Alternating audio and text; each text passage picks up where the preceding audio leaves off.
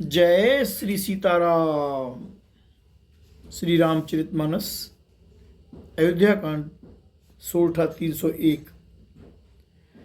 देख दुखारी दीन दु समाज नर नारी सब मघवा महामलीन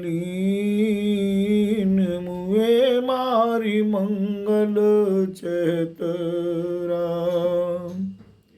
दोनों समाज के सभी नर नारियों को दीन और दुखी देखकर महामलिन मन इंद्र मरे हुओं को मारकर अपना मंगल चाहता है। कपट कुचाल सीव सुर राजू पर काज प्रिय आपन काजू काक समान पाकरी पुत्रीति छली मलिन कतहु न प्रतीति। राम देवराज इंद्र कपट और कुचाल की सीमा है, उसे पराई हानि और अपना लाभ ही प्रिय है। इंद्र की रीति कौवे के समान है, वे छली और मलिन मन है, उसका कहीं किसी पर विश्वास नहीं होता। प्रथम कुमत करी कपट संकेला सोचाट सब के सिर मेला सुरमाया सब लोग विमोहे राम प्रेम अतिशय न बिछोहे। राम पहले तो कुमत करके कपट को बटोरा, फिर वह उचाट सबके सिर पर डाल दिया, फिर देव माया से सब लोगों को विशेष रूप से मोहित कर दिया, किंतु श्री रामचंद्र जी के प्रेम से उनका अत्यंत विशोह नहीं हुआ। अर्थात उनका श्री राम जी के प्रति प्रेम कुछ तो बना ही रहा। भय उचाट बस मन फिर नाही छन बन रुचि छन सदन सोआई दुविध मनोगति प्रजा दुखारी सरित सिंधु संगम जनु बारी। भय और उचाट के वश किसी का मन स्थिर नहीं है। क्षण में उनकी वन में रहने की इच्छा होती है और क्षण में उन्हें घर अच्छे लगने लगते हैं। मन की इस प्रकार की दुविधामयी स्थिति से प्रजा दुखी हो रही है, मानो नदी और समुद्र के संगम का जल क्षुब्ध हो रहा हो। जैसे नदी और समुद्र के संगम का जल स्थिर नहीं रहता, कभी इधर आता और कभी उधर जाता है, उसी प्रकार की दशा प्रजा के मन की हो गई। राम दुचित कहतहूँ परितोष न लई एक एक सन मरम न कही लखिए हंसी कह कृपा निधानु सरस स्वान मघवान जुबानु।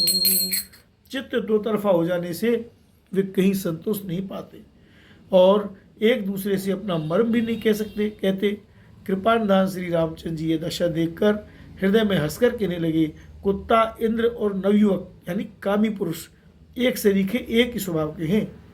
पाणिनीय व्याकरण के अनुसार श्वन युवन और मघवन शब्दों के रूप भी एक सरीखे होते हैं। भरत जनक मुनि जन सचिव साधु सचेत बिहाय लाग देव माया सबई जथा जोग जनु पाई। भरत जी, जनक जी, मुनिजन, मंत्री और ज्ञानी साधु संतों को छोड़कर अन्य सभी पर जिस मनुष्य को जिस योग्य पाया उस पर वैसे ही देव माया लग गई। कृपा सिंधु लखि लोग दुखारे सीताराम निज स्नेह सुरपति चल भारे राधे श्याम। सभा राम गुरु महेश्वर मंत्री राम रे, भरत भगत सबके मति जंत्री राम रे।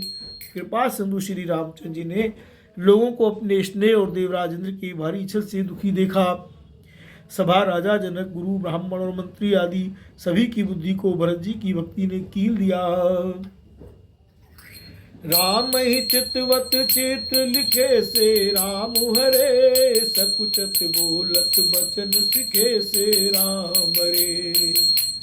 भरत प्रीति नति विनय बड़ाई राम हरे, सुनत सुखद बरनत गुण गाई कठिनाई राम हरे। सब लोग चित्र लिखे से श्री रामचंद्र जी की ओर दिख रहे हैं। सब चाहते हुए सिखाए हुए से वचन बोलते हैं। भरत जी की प्रीति नम्रता विनय और बड़ाई सुनने में सुख देने वाली है, पर उसके वर्णन करने में कठिनता है। राम जासु मिलो की भगत लवलेसु राम हरे, प्रेम मगन मुनिगन मिथिलेसु राम हरे। महिमा तासु कहे किम तुलसी राम हरे, भगत सुभाय सुमति उलसी राम हरे।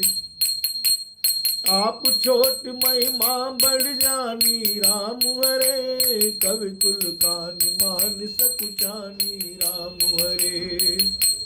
कही न सकत गुण रुचि अधिकाई राम हरे, मति गति माल बचन की नाई राम हरे। जिनकी भक्ति का लवलेश देखकर मुनिगण और मिथिलेश्वर जनक जी प्रेम में मग्न हो गए, उन भरत जी की महिमा तुलसीदास कैसे कहे।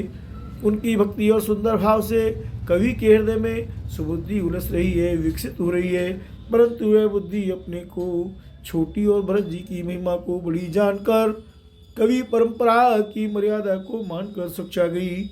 उसका वर्णन करने का साहस नहीं कर सकी। उसकी गुणों में रुचि तो बहुत है, पर उन्हें कह नहीं सकती।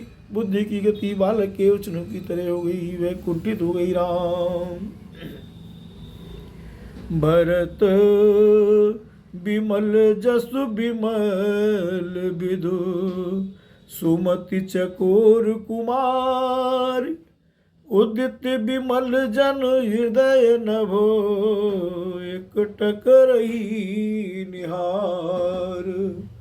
बोलो श्री भरत लाल जी की जय। भरत जी का निर्मल यश निर्मल चंद्रमा है और कवि की सुबुद्धि चकोरी है, जो भक्तों के हृदय रूपी निर्मल आकाश में उस चंद्रमा को उदित देखकर उसकी ओर टकटकी लगाई देखती ही रह गई।